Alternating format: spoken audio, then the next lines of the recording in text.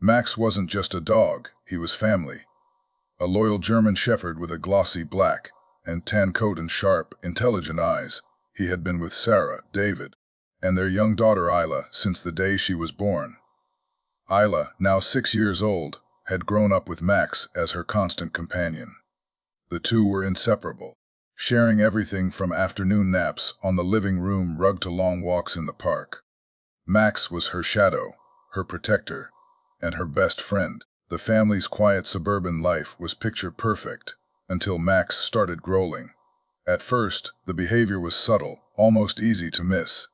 One evening, as Sarah tucked Ayla into bed and turned off the lights, Max positioned himself outside the child's bedroom door. He let out a low growl, barely audible, as if reacting to something in the room. Sarah paused and glanced back, puzzled. "What's wrong, Max?" she asked, crouching to his level. Max didn't move. His ears were perked, his body rigid, and his dark eyes were fixed on the door, as though he were waiting for something. Sarah dismissed it as a fluke and led him away with a quick pat on the head. "Come on, boy, it's bedtime." The next night, it happened again. This time, David was the one who noticed. He had stayed up late in the living room, scrolling through his phone, when he heard the growling. Curious, he tiptoed down the hallway to find Max sitting in the same spot, his growl low and steady. David frowned, glancing at the closed bedroom door. Everything seemed normal. Ayla's nightlight cast a soft glow under the door, and the faint sound of her steady breathing could be heard. But Max refused to budge. His tail was stiff, his ears alert, and his growl seemed more purposeful. "All right, buddy, what's going on?" David muttered, giving Max a gentle nudge. The dog didn't move. By the end of the week, Max's behavior had escalated. His growling had turned into barking, sharp and urgent, and he began clawing at the door every night. David and Sarah were at a loss. "Maybe there's an animal outside," Sarah suggested one evening, her voice tinged with uncertainty. "A raccoon or something. You know how territorial Max can be." David nodded, though he didn't seem convinced. "Yeah, maybe. But why every night? And why only Ayla's room?" The uncertainty gnawed at them. Sarah started noticing other strange things. Ayla, who had always been a sound sleeper, began waking up in the middle of the night, complaining of bad dreams. She would shuffle into their bedroom, her small frame wrapped in her favorite blanket, and climb into bed between them. "Another bad dream?" Sarah would ask, brushing Ayla's messy hair out of her face. Ayla would nod, her big brown eyes wide with worry. "There's something in my room," she whispered one night. David exchanged a look with Sarah. "What do you mean, sweetie?" "Something like a monster." Ayla shook her head. "Not a monster. It's just weird. I don't know." She couldn't explain it, but her words left a chill in the room. The final straw came when Sarah began noticing a faint smell in Ayla's room. It was subtle at first. Something damp and earthy, like wet socks left in a dark corner. But no matter how much she cleaned, aired out the room, or changed the bedding, the smell lingered. Ayla complained about it, wrinkling her nose every time she walked in. Max, too, seemed especially bothered by the scent. His nose twitched constantly, and his growls grew louder near Ayla's bed. Desperate for answers, David decided to stay up one night to observe Max's behavior. He sat quietly in the hallway, his back against the wall, while Max stood vigil outside Ayla's door. Hours passed, and just as David was about to doze off, Max sprang to attention. It was 2:47 a.m. The dog froze, his entire body tense, his ears perked, and his growl turning into a low, menacing snarl. David felt a chill run down his spine. Slowly, he leaned closer to the door, pressing his ear against the cool wood. The room was silent, save for the soft sound of Ayla's breathing. But Max was adamant. He scratched at the door with urgency, his claws raking the wood in a way that made David's heart pound. "What is it, Max?" David whispered, his voice barely audible. "What's in there?" The dog didn't answer, of course. but his actions spoke louder than words. Whatever it was, Max wasn't backing down. The next morning, David recounted the experience to Sarah. "I don't think this is just some animal outside," he said, his voice heavy with worry. "Max is reacting to something in that room." Sarah's face paled. "But what could it be? Ayla's fine, isn't she? I mean, she doesn't seem sick or anything." David sighed. "I don't know. Maybe we should take her to the doctor, just to rule out anything. Serious, Daw." Sarah nodded reluctantly. Later that day, they brought Ayla to the pediatrician, who ran a series of tests. Everything came back normal. "She's a healthy, happy little girl," the doctor said with a reassuring smile. But the family didn't feel reassured. That night, Max was back at Ayla's door, growling louder than ever. David and Sarah sat together in the living room, their nerves frayed. "We can't keep ignoring this," Sarah said finally. "Something is wrong, David. Max knows it. We just have to figure out what." David nodded, his jaw set with determination. "Then tonight, we figure it out."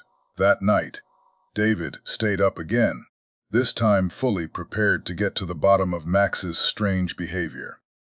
Armed with a flashlight, he sat in the hallway, his back against the wall, while Max paced anxiously beside him. The dog's claws clicked softly against the hardwood floor, a rhythmic sound that seemed to echo the tension in the air. Sarah, though reluctant, had agreed to let David handle it. She stayed awake in the bedroom, clutching her phone in case anything went wrong. The hours crawled by, and just like the night before, Max suddenly froze at 2:47 a.m. This time, his growl was even deeper, more guttural, and he began sniffing the air intently. David shivered despite the warm summer night. He flicked on the flashlight and pointed it toward Ayla's door. "What is it, boy?" he whispered. Max didn't look at him. Instead, the dog pressed his nose to the bottom of the door and growled louder. His hackles rose, the fur along his back standing on end. David felt a pang of fear. This wasn't normal. Max wasn't just being protective, he was warning them. Gathering his courage, David slowly opened Ayla's door, the hinges creaking softly in the silence. The beam of the flashlight swept across the room, illuminating Ayla's small bed, her bookshelf lined with colorful storybooks, and the soft, stuffed animals scattered across the floor. Everything looked normal, but Max didn't relax. He pushed past David, his nose twitching furiously as he sniffed the air near Ayla's bed. David stepped closer, his heart pounding in his chest. Ayla was sound asleep, her tiny body curled up under her favorite pink blanket. The soft rise and fall of her breathing was the only sound in the room. Then David smelled it. The faint, earthy odor Sarah had mentioned earlier was stronger now. It was subtle but distinct, like damp soil mixed with something metallic.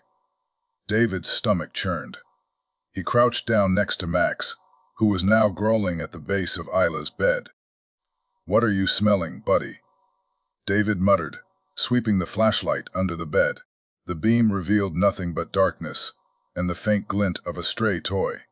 But Max wasn't satisfied.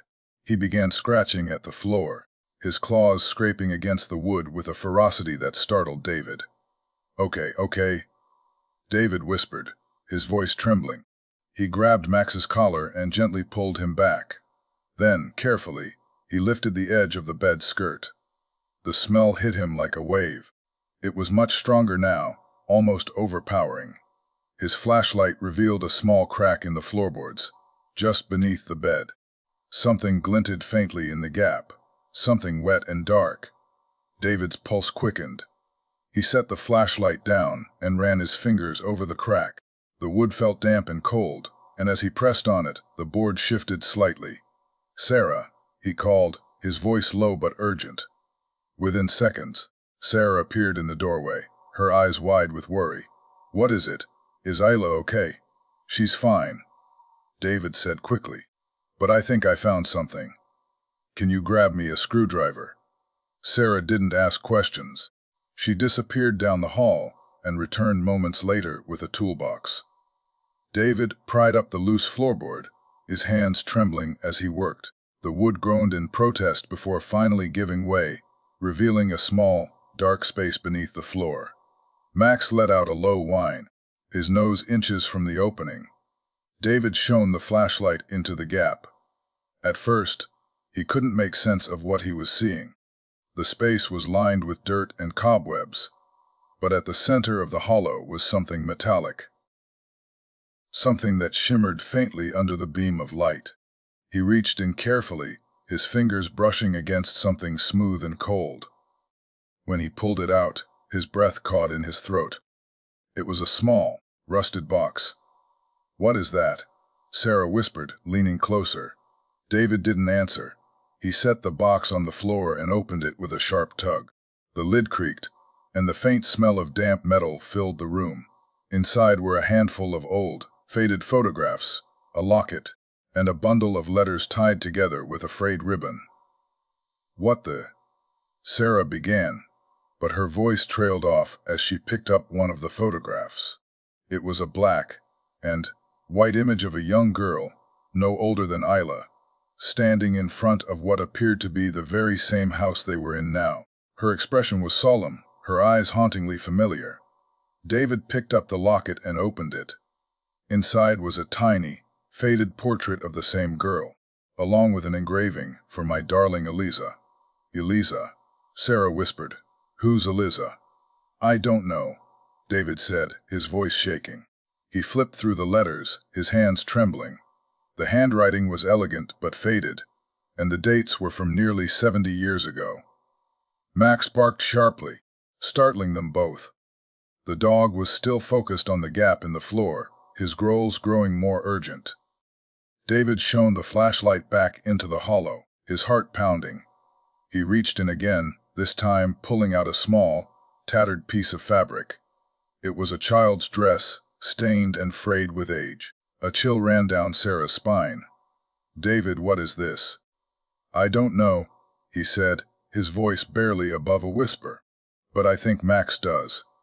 But David and Sarah sat on the floor of Ayla's room, the small box of relics between them. Max hadn't moved an inch. He was still growling softly, his gaze fixed on the hollow space under the floorboards. The photographs and letters had revealed fragments of a story, bits and pieces of a life lived in their very home decades ago. But one thing was clear: whoever Eliza had been, her presence lingered. Sarah picked up one of the letters, her fingers trembling. She read aloud in a hushed voice, "To my dearest Eliza, I'm so sorry for what happened. I'll never forgive myself for not being there when you needed me. I hope you can find peace someday. Love always, Mother." The words hung heavy in the air. David glanced at Ayla, still sleeping soundly in her bed, oblivious to the discoveries happening just feet away. "Do you think," he began, his voice hesitant, "do you think this has something to do with Ayla?" Before Sarah could answer, Max let out a sharp bark, startling them both.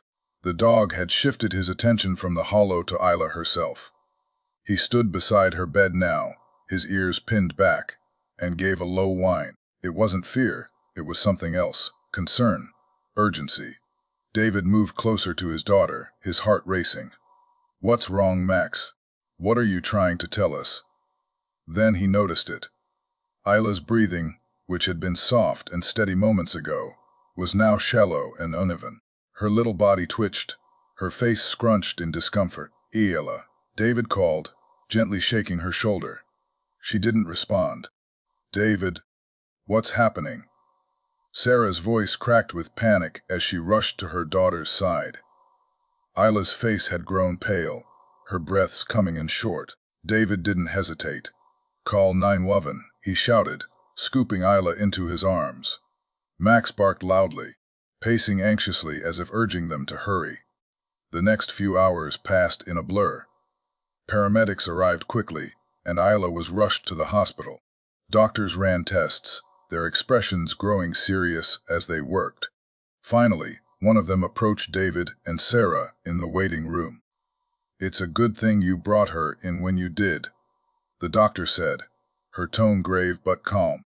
Ayla has a rare respiratory condition, likely triggered by prolonged exposure to mold or damp conditions. We found significant inflammation in her airways. She'll recover, but it could have been much worse if you'd waited. David and Sarah exchanged a stunned look. The smell in Ayla's room, the dampness under the floorboards. It all made sense now. Max hadn't just been growling at shadows. He'd been warning them about something very real, something they couldn't see. Later that night, as they sat by Ayla's hospital bed, David reached down to scratch Max behind the ears. "You saved her, boy," he said softly. Max wagged his tail, his eyes shining with quiet understanding. The following week, after Ayla was discharged from the hospital, David and Sarah hired a contractor to inspect the house. The man confirmed what they already suspected. The space beneath Ayla's room was riddled with black mold. It had likely been growing for years, hidden beneath the floorboards, and the air vents had been spreading it into her room. As the workers cleared out the contaminated space, Sarah couldn't help but think about Eliza. "Do you think," she began, her voice trailing off, "do you think she was trying to warn us too?" David didn't answer immediately. He was holding the small locket they'd found, his thumb tracing the engraved name. Finally, he said, "Might be. Or maybe Max was just more in tune with whatever was going on here." Either way, they both saved her. Ayla, blissfully unaware of the danger she had been in, continued to recover quickly. Max never left her side, his loyalty and love unwavering.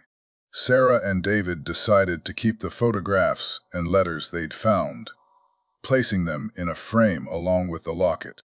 It was their way of honoring the past and the strange, inexplicable connection that had protected their daughter. One evening, as they tucked Ayla into bed, she looked up at Max with a sleepy smile. "Maxie isn't growling anymore," she said, her voice soft. "He's happy now." Sarah kissed her forehead and pulled the blankets up to her chin. "We're all happy now," she whispered. As they turned out the lights, Max lay down at the foot of Ayla's bed, his head resting on his paws. The room was quiet, peaceful at last, and for the first time in weeks, the house truly felt like home again.